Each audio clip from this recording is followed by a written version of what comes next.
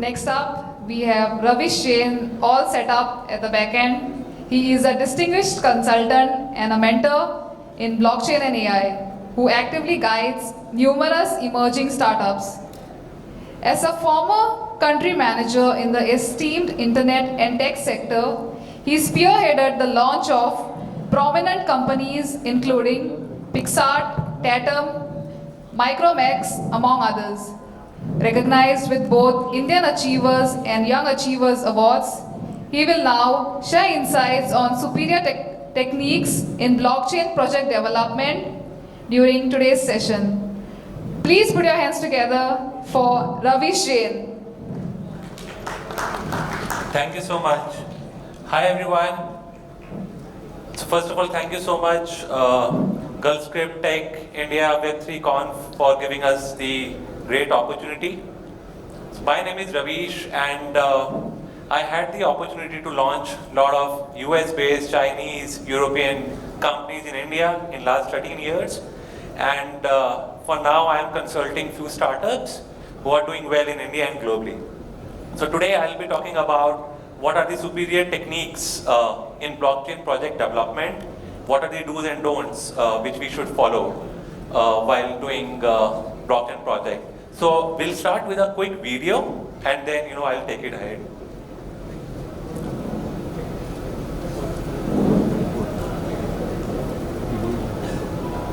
Story about a little fellow called Jacob. Since he could remember, Jacob always wanted to get a blue cat, but his parents were always finding ways to not get it for him. So, one Christmas, he figured out a way to finally get his dream pet. He would send his wish to Santa. Oh, how excited he was when he wrote the letter. But Jacob was too young to take the letter to the post office by himself, so the next morning, he had to ask his dad to do it for him. You could say that his dad was the middleman between Jacob and Santa. He never imagined that on his way to the post office, his dad would open the letter, read it, and replace the blue cat on the list with a brand new pair of socks. The letter was posted to the North Pole, to Santa and the elves. When they received it, they started working right away, making Jacob's gift. So, that year, Jacob received an adorable pair of socks. But next Christmas, Jacob decided to use the blockchain. Jacob wrote exactly the same letter, but instead of giving it to his mum or dad to deliver, he directly uploaded it to the North Pole blockchain. The North Pole blockchain is made up of a lot of computers connected to one another through the internet that all store a copy of everyone's Christmas list. The network is being monitored at the same time by all the elves, Santa himself, and even people like Jacob's parents. Every time a new letter is received, it is saved onto every individual computer, so everyone has the exact same copy. As the blockchain is an open network, everyone can see all the letters, even though it's impossible to know to whom each one belongs to. But when Jacob's parents saw that there was a letter asking for a blue cat, it wasn't hard for them to know that it was from Jacob. So, once again, they changed it, this time for a cookbook. But as every other node had a copy of Jacob's real letter, the change was spotted, and the computer trying to make the change was cut off from the network, meaning Jacob's real letter remained unchanged. So, guess what Jacob received that year for Christmas? So it looks very easy that I can be a Jacob and I can write on a blockchain, but there are many challenges which are being faced by any blockchain developer globally. And I have divided into three parts, and I'll talk about them. First is scalability, second is development complexity, and third is talent scarcity.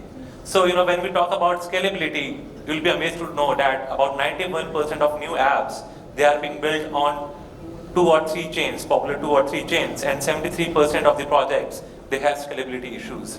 When we talk about development complexity, there are about 100 plus protocols which are there, and there are about 4 or more languages which are required to be learned, and it takes easily about 3 to 6 months by any developer to build a smart contract.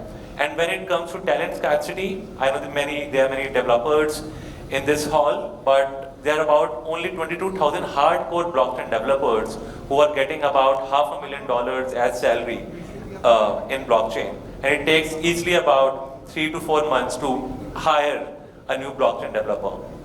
So what is happening is, talking about lack of resources. So when any new project is coming, what happens is that particular company, they put their internal team to the side, they hire expensive external developers, and these external developers, they are below average. And what everyone else is doing, they are utilizing their internal team, they are training their team and provide proper tools, and they use external experts to validate and mentor. So the best practice is give your existing team a proper blockchain development framework and an expert to oversee.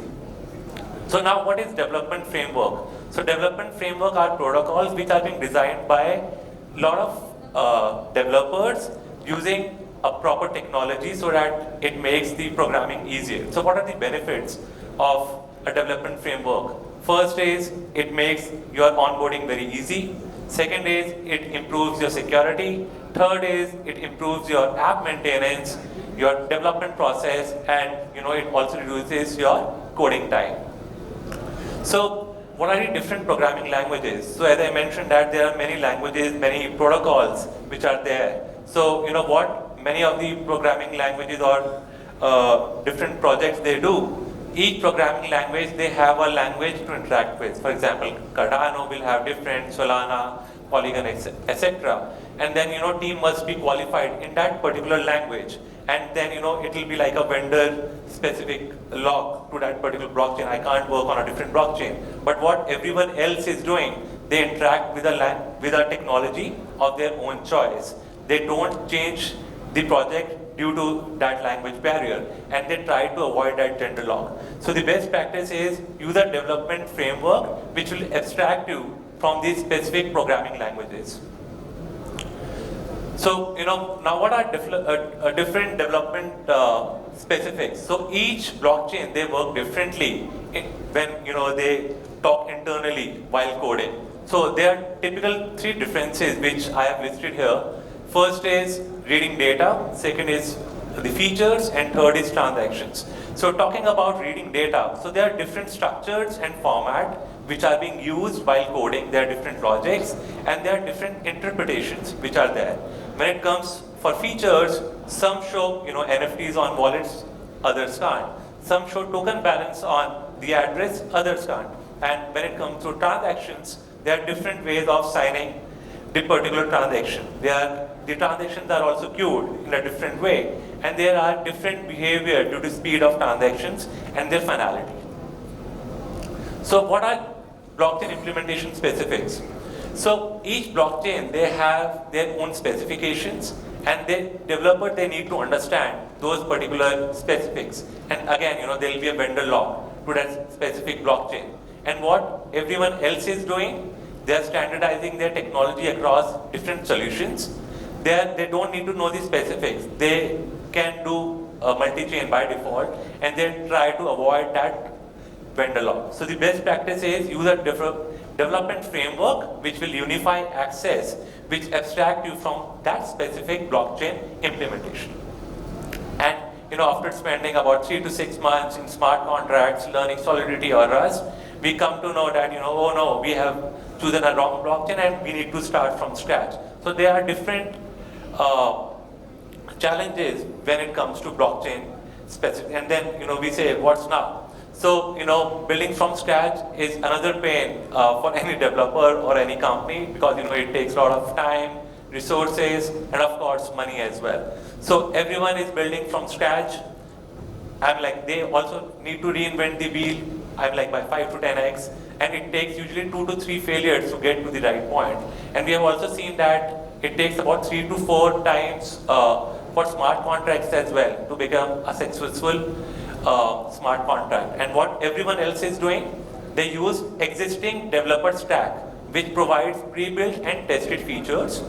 Developers, they can leverage immediately these developer stack, and it's all about quick time to market, and they have less bugs and security issues. And what we were talking about, in various panels as well, what about security? What about go-to-market? What about, millions of users? So these development tools, they can save a lot of money, a lot of time for any company. So the best practice is user development framework, which can help leverage your built-in features, and they can save your time and money by over 90%. And the other challenge which keeps coming is scaling. So, most of the blockchain projects, they can't scale, and they die before scaling. And if they scale too early before their project is to that particular stage. And Web3, these space, they can't handle these big peaks when it comes to blockchain projects in terms of scaling. And what everyone else is doing, they're using, again, the developer stacks which have inbuilt scaling capabilities. Code is ready to scale, and it involves changing architecture and a bit of code.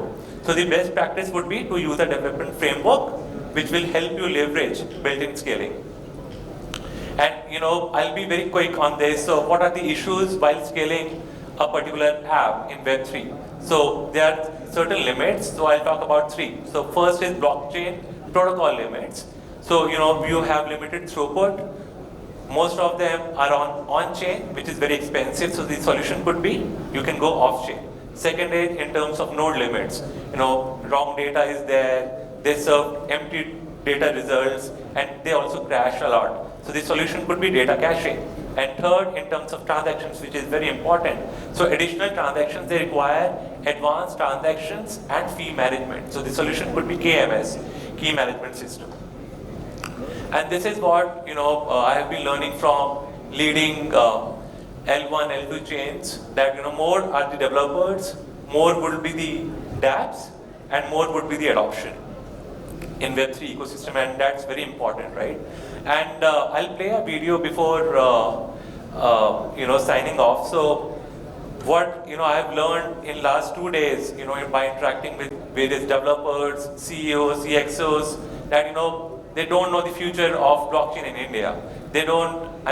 Obviously, including all of us, we are not sure if AI will go ahead or blockchain will go ahead, and what's its stance of government. So I'll quickly play a bite of Modi ji, who have talked about blockchain in his speech. So can you please play the video?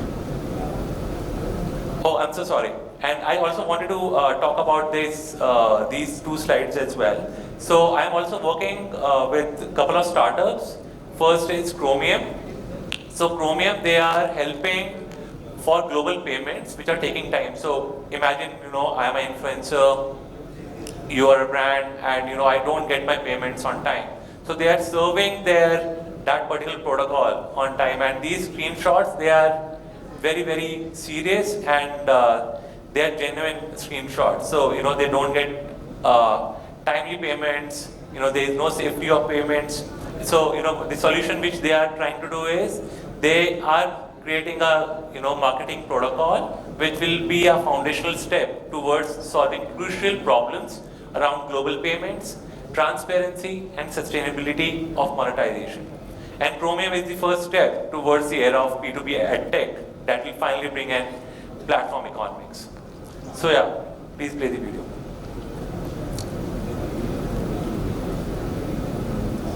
एक और technology की भूमिका बहुत महत्वपूर्ण है, ये है blockchain. ये technology minimum government maximum governance के सरकार के विजन के साथ जुड़ती है, उसे आगे बढ़ाती है। इसकी मदद से सेल्फ गवर्नेंस और सेल्फ सर्टिफिकेशन को और विस्तार दिया जा रहा है और भविष्य की संभावनाओं को तलाशा जा रहा है। सरकारी प्रक्रियाओं, उलझनों, अड़चनों को इसकी मदद से दूर किया जाए। इन प्रक्रियाओं में सुधार से पारदर्शिता बढ़ेगी, भ्रष्टाचार कम होगा, अपराध कम होंगे और इन सबका सीधा प्रभाव भारत के नागरिकों की ईज ऑफ लिविंग पर पड़ेगा।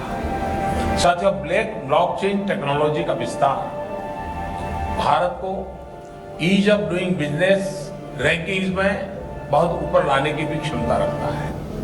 So this is in addition to what Mr. Raj Kapoor also said today morning about Goa government, right? So government, they are taking proper steps, they are creating proper policies, and blockchain is here to stay. So thank you so much and have a great time. Thank you so much, Ravish, for the wonderful presentation or superior techniques in the blockchain project development.